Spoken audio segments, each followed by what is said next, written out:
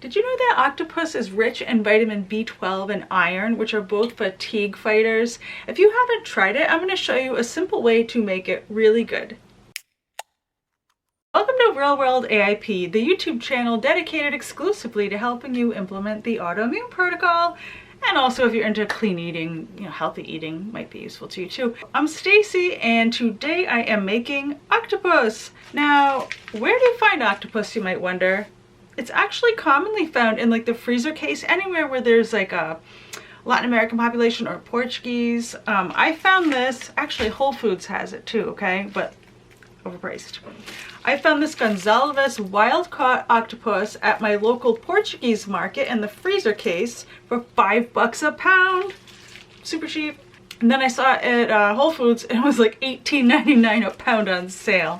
Craziness. Let's get a closer look at this octopus. It's a crazy looking alien of a seafood. So this is a job for the Instant Pot.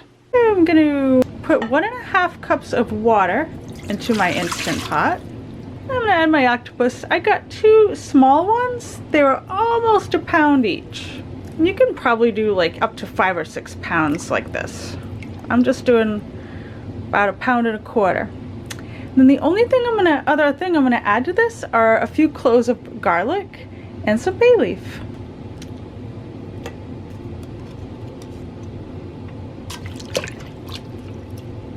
I'm also gonna add some salt. So that was about 1 teaspoon of salt. Put the lid on. Just the easiest way. You match up, you line that top with that left side. See, look. Because it closes when it hits the right. So if you line up this corner, I had so much trouble with that for so long. There. Oh wait, it's not plugged in. Okay. And then we're going to, we're just going to run this on high, manual, high for 40 minutes. If you don't have an Instant Pot, that's totally fine. You can still make this. It's just going to take a little bit longer. So basically, you use the bay leaf and the salt and the garlic. You're going to want to use more water though. You're going to want to like cover the octopus with water just to the top. And then you're going to want to simmer on a nice low heat for 1 to 2 hours. For this 2 pounds, I'd probably go like 1.5 hours. But it should be very pork tender when it's done. Because if you undercook this, it's going to be rubbery. It's going to be like, some of those tough cuts of beef. You have to cook them low and slow and then they fall apart.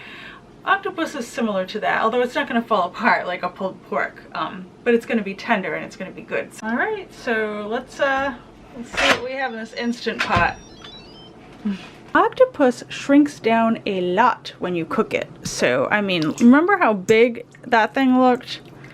Look, it's not that big after you cook it. So, I mean, this 2 pounds that I started with is really going to be like maybe 3 or 4 servings.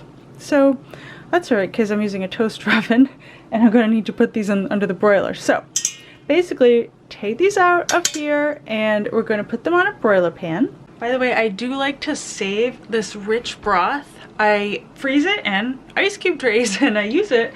I throw it into stir fries and stuff just to give a little seafoody taste, kind of, the reason they use oyster sauce or fish sauce or whatever. And it adds a little bit of, vitamins, B vitamins and iron too. Here they are. You could honestly stop here and let this cool and just slice it up, toss it with some extra virgin olive oil, garlic and salt. Delish. But I'm gonna make this like extra special and delicious. So I took some of my Paleo Butter Pats and I melted it. I have a recipe on how to make those. I'll put a link. And then I'm just gonna use a silicone basting brush and I'm gonna brush on the garlicky coconut oil. If you don't have any paleo butter, then, just melt some refined coconut oil. You don't want these to taste like coconut. And, some garlic in there. There's something about when you completely puree the garlic clove into the oil that really makes an intense infusion. But, oh, it smells really good. Now we're just going to stick this under the broiler until it's a little crispy. All Alright, it's been 5 minutes. It does not take long at all to brown these. So you want to make sure to keep a close eye on them. There you go. It smells delicious. I want to put a little bar salt on it too. It'll stick because it's still wet. So my favorite way to serve this is, let's get this on a plate. Little head popped off. No. Got like good juice too. There's like garlic and stuff in there. Basically, just cut it up into bite-sized pieces.